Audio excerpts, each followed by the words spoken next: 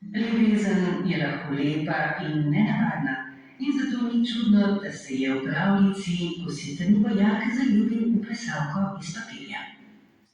Kositrni vojak. Včasih je bila uporaba kositra veliko bolj razširjena. Iz kositra so bile pločevinke, šolski lončki za čaj, igrače kot je tale tvoj vojak, pa papir za zavijanje čokolade. Verjetno je problem v ceni, saj veš, kako dragi so takšni materiali. Imaš prav, 5 gramov fino uprašenega kositra stane 110 evrov.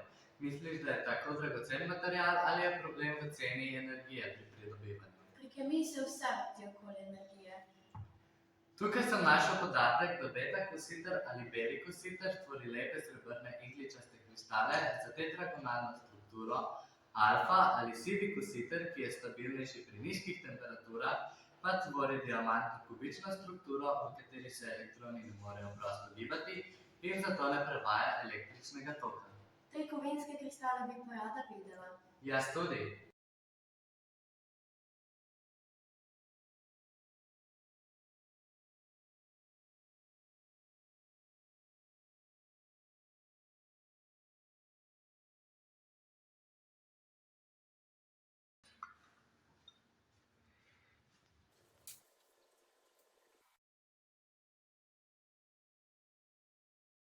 Kositrove kristale bova s pomočjo enosmernega električnega toka pridobila iz dvomolarne raztopine kositrovega diklorida. Na krokodilčke pripnemo sponki za papir, ki bosta služili kot elektrodi in jih potopimo v raztopino kositrovega diklorida na nasprotnih straneh petrivke. Na nasprotni strani žice vežemo na 9-voltno baterijo, eno žico na pozitivni, drugo pa na negativni pol.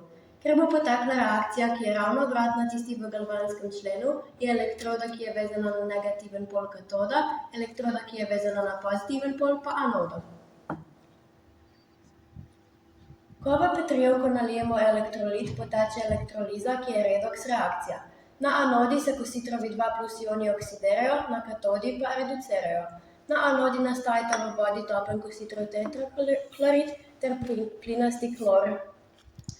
Na katodi pa kositrovi 2+ ioni sprejmejo 2 elektrona in se reducirajo. Izloči se elementarni kositer v obliki majhnih igličastih kristalov. Elektroliza brez vira enosmerne napetosti ne bi potekla, pri reakciji se je porabljala električna energija. Elektroliza je torej endotermna reakcija.